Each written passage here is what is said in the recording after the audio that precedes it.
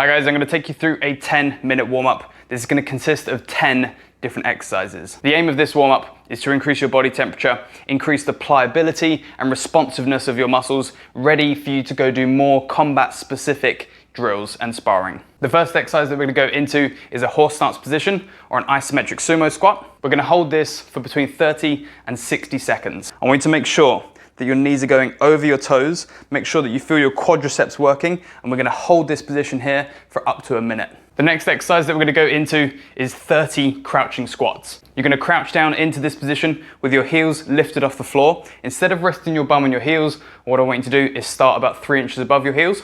And then from here, we're going to pulse up and back down, come up and back down. Each time you come up, that's 1 rep. We're going to do 30 of them. So that you can see from the side, what I'm doing is lifting my heel off the floor and making sure that when I'm doing this, my bum isn't touching my heels. I'm starting from about 3 inches above and then finishing about 12 inches above.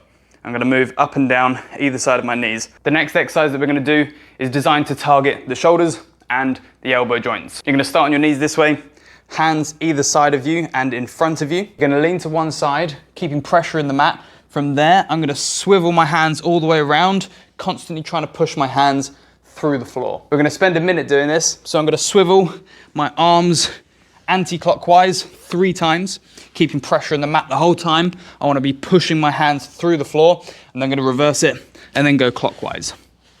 Go 3 one direction, 3 in the other, and then keep alternating for a whole minute.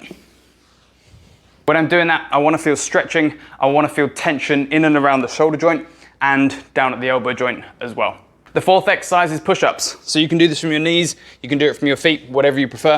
I'm going to demo from my feet. From here, hands slightly wider than shoulder width. Make sure that my core is engaged. I want to feel my abs working. As soon as I'm in this position, lower my chest to the floor and push back up. I want to feel work in my chest, in my shoulders, in my triceps, in the back of my arms.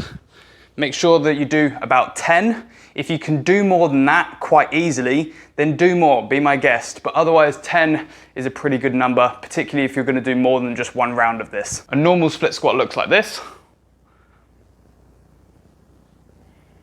But what I want you to do is to focus on bringing the bum cheek of the leg that's forward down towards the heel, as if you're doing some sort of penetration step or some sort of wrestling shoot. So instead of just moving up and down, I want you to move down and forward and then up and back. Down and forward and up and back. And I want to make sure that your knee is going over your toe. You're compressing the space behind the knee, and I'm trying to get my bum to get as close to my heels as possible. I'm not just sitting down here passively. I want to keep my body off of my heel, but I want to get close to it and make sure that I can feel my thigh, my quadriceps specifically, working really, really hard. We're going to do 10 reps on each leg. So I want you to lift your body up. Your bum is going to move down and forward and then up and back. Down and forward, up and back. Make sure that your knee is going over your toe. Make sure that your calf and quad feel like they're doing most of the work. The next exercise that we're going to go through is a side plank dip. So you're going to start on your elbow this way.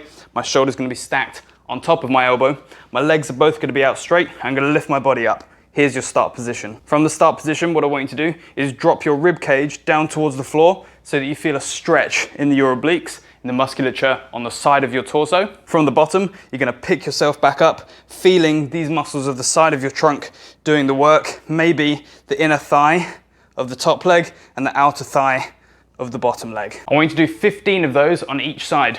The main focus is on making the muscles on the side of your body stretch and then shorten under tension throughout the whole movement. The next couple of exercises are going to target the neck. Now you may already be familiar with them. I just want to give you a couple of little details just to make sure that when you're doing it, you really feel the musculature of your neck doing some work. So we've all done some of this sort of bridge work where we're bridging up with the hips and then coming over the top of one shoulder. The difference that I want to add is that I want you to push your head into the floor to increase how much work your neck is having to do. So as I bridge over, I'm still keeping the weight predominantly on my shoulder, but this time what I want to do is press my head into the mat just to increase how much my neck is having to work. Now when you're doing this, don't go crazy straight away. Sometimes it can be a little bit aggravating for your neck, particularly if you've had neck injuries. But when you're doing it, make sure that you keep most of the weight in your shoulders, and then as you get stronger, you can start to transition some, not all of the weight, into your head. So make the neck musculature on the side of my neck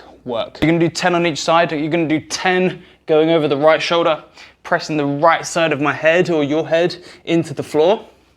As soon as you've done 10 this side, then you're going to repeat the same on the left side as well. The second neck warm-up that I want to do has two parts to it. We're going to do sideways motion and up and down motion. We're going to start with part A, the lateral motion. We're going to look over our left shoulder and over our right shoulder the whole time whilst fighting against our hand, pushing against our face. Start here, my hand is going to start pushing into my head this way, my face is going to be pushing into the hand the whole time. I'm going to look over to my right and then bring my head over towards my left shoulder.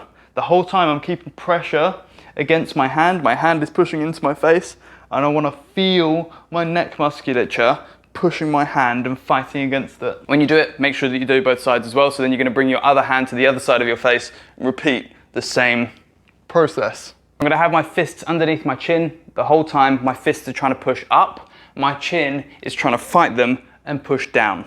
We're going to go all the way up, so we're looking up towards the ceiling and then down as if we're looking towards the floor. The whole time my chin is fighting against the pressure that I'm exerting underneath it. I want you to do 10 of these, so we're going to do 10 look ups and then 10 look downs the whole time, fighting against my arms.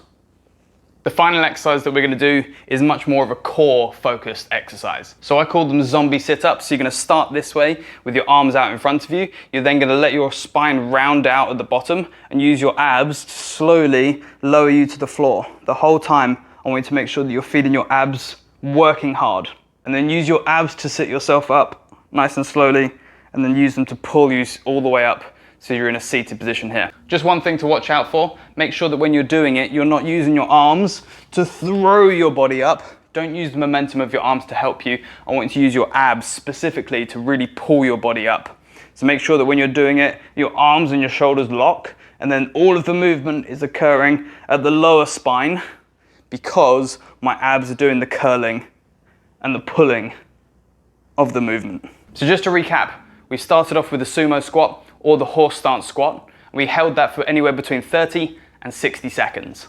The second exercise was 30 of the crouch squats. That's where you're lifting your heels off the floor and then crouching up and down, making sure that your bum isn't resting on your heels. The third exercise was the Mr. Miyagi. So this is where we're keeping pressure in the floor the whole time, pushing into it so that we feel stretching and work going on in the shoulders and elbow joints at the same time. The fourth exercise was the push-ups, either from your knees or from your feet. The fifth exercise was the split squats. Instead of just moving up and down, we're moving our body down and forward and then up and back, making sure that when we do that, our knee is going over our toes, that we're compressing that space at the back of the knee, and that we're feeling our quads and our calves work as well. The sixth exercise was the side plank dips. We're on our elbow is stacked underneath our shoulders, our legs are both straight, slightly staggered if you prefer, lifting our hips up to the ceiling and then letting our rib cage touch the floor and lifting up and down. We then moved on to the neck exercises. So we did that bridge. The only difference there was that we were pushing our head into the floor at the same time, not putting all of the weight on the head,